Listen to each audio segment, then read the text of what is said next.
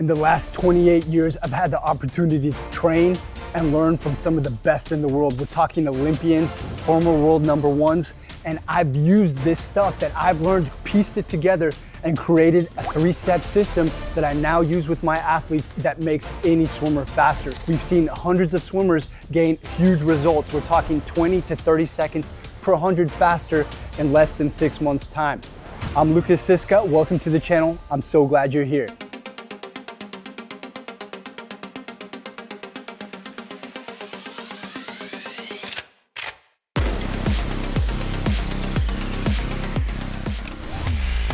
Step number 1, simplify your technique focus. Too many times swimmers get way too overwhelmed when it comes to their technique, thinking about a million different things. There's really just 3 things you need to think about that can boost your swim performance.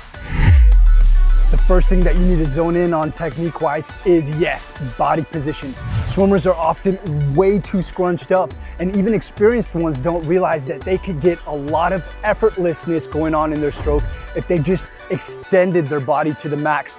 The more stretched out you can be and do everything in freestyle in that extended position, the easier swimming will become, and that pays big dividends when it comes to performance. At the end of the video, I'll show you exactly what I do with my athletes to get them to extend and become effortless in the water. It's super easy. The second thing that we need to zone in on technique-wise is the fact that most adult swimmers who didn't grow up swimming as kids don't have correct swim adaptation when it comes to their bodies. In other words, their shoulders are so stiff that they can't even put their arms in the correct position to pull massive amounts of water that can boost performance.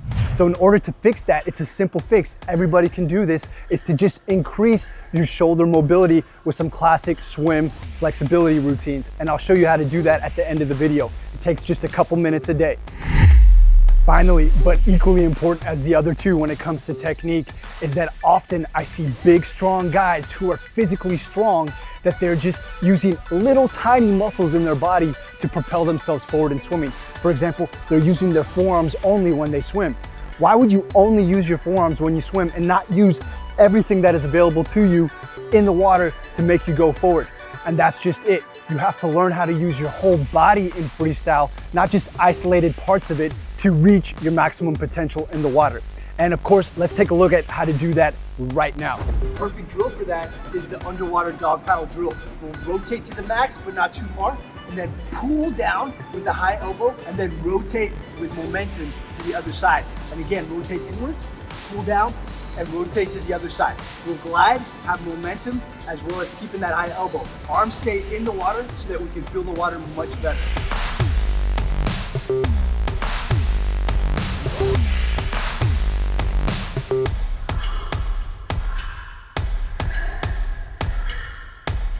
If you focus on those 3 things, your performance in swimming, technique-wise, can go up like this. Now, breathing is also a crucial element that you need to master in swimming, and we don't have enough time for that one right now. But if you want to learn how to do that, I'll put a link to a video on how to easily breathe in freestyle at the end of this video.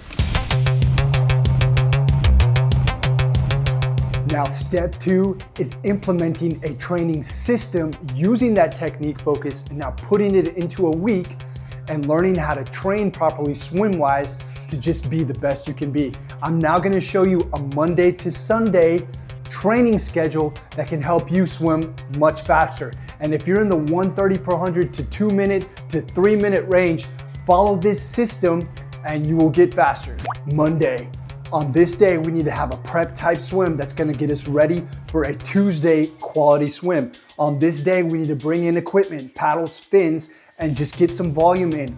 There needs to be a lot of technique involved, and the swim could range in from 2K all the way up to 5K depending on ability level. But today we're keeping it low intensity. All your effort needs to be a 6 out of 10 or below. Let's get ready for that big swim.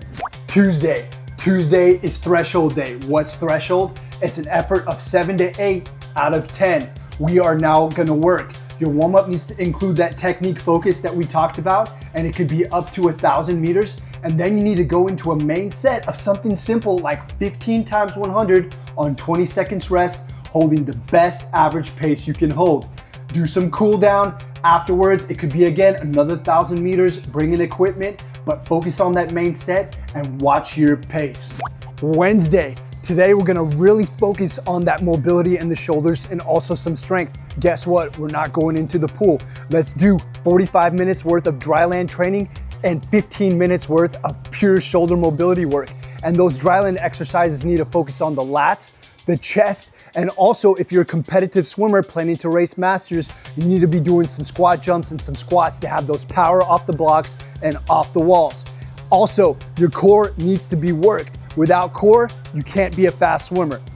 Thursday, now we're gonna copy exactly what we did on Monday. We're gonna keep it low intensity, a 6 out of 10, and we're gonna prep ourselves for some more quality on Friday. The volume could again range from 2K up to 4, 5K, even 6K if you wanna get frisky, but just keep the intensity low. Think about that technique at all times. Now it's Friday. Today is a big day. Guess what? We're gonna do something called VO2 work. You can't swim fast unless you train fast. Now, this doesn't have to be big volume. All we need today is intensity. VO2 is a 9 out of 10 when it comes to effort, and we are gonna go hard. I like to do a set with my swimmers that is simply going 8 times 100 at that 9 out of 10 effort with 3 to 5 minutes rest in between. Make sure you get a good warm up, focus on that technique, and then cool down nicely afterwards, because this one is gonna crush. Now we've reached Saturday. Today's the day I like to leave with my swimmers a little bit higher volume because they got more time. It's the weekend. So today we're gonna focus on speed endurance. Now that's a 6 to 7 out of 10. It's a higher level than just the zone 2 low quality work that we did on a Monday and a Thursday. But today we're gonna stretch that intensity out a little bit longer. We're gonna do reps of 4 to 600, maybe a classic set of 4 times 400 at that 6 to 7 effort. This is a day where we want to bank that endurance that we use for those longer swims. We're really building our base here, and the total volume for the workout could be 3 to 5K depending on ability level. And finally, I want you to get that second dry land session in, and it could be exactly the same that we did on Wednesday. Some of my athletes prefer to have a big day on Saturday and just do it after that speed endurance session, but you could also push it over to Sunday if you prefer. Remember, 15 minutes of mobility work and then 45 minutes focusing on the big swim muscles in the body. And you earned it, guys. Sunday is completely off unless you put that dry land session on this day. So enjoy it, recover, eat well, sleep well. And guys, if you want to know your true swim potential in this moment, I want you to take my quiz and we'll give you a score to let you know. Look in the comments below, click the link and find out.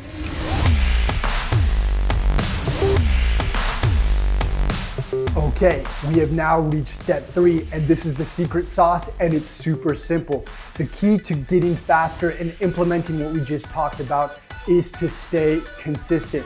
Now, you might be super motivated. Actually, I don't care how motivated you are. Everybody has times of low motivation. Even Michael Phelps did. He's admitted it millions of times. But it's during those times that you have to continue to swim and progress and do what you need to do to get better. Track your progress. Make sure you're recovering on days that you're supposed to recover. Don't get overtired. That is a killer to your progress. Make sure you eat right, sleep right, do the right things outside of the pool so that you can continue to progress. One of the biggest ways that you can ruin your consistency is, of course, getting sick and injured. So make sure you pay attention to your body, and sometimes less is more so that you can stay consistent. Also, if you're serious about improving, become a germaphobe. What does that mean? When you're out in public, be careful of what you touch. If everybody's touching it, try not to touch it. Don't touch your face unless you wash your hands. Carry hand sanitizer. These are all things that elite athletes do to help them stay consistent, because if you stay consistent, that's when improvement can happen.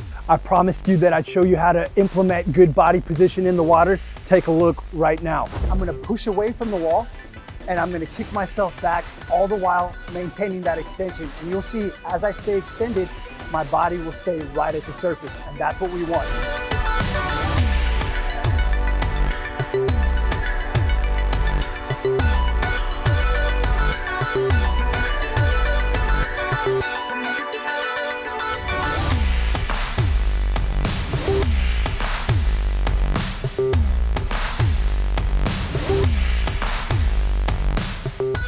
And here are 3 simple stretches that if you do every night before bed, your shoulder mobility will increase. And what does that mean?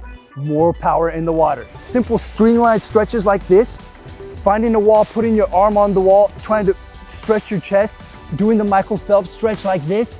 Simple stretches like that can just boost your swim speed big time. Now, I'm confident if you implement that 3-step system into your own swimming, you will progress big time. Now, if breathing was an issue for you and you want to learn how to get comfortable and swim faster with good freestyle breathing, check out this video. And I'm Lukas Siska. I can't wait to see you in the next one. Take care.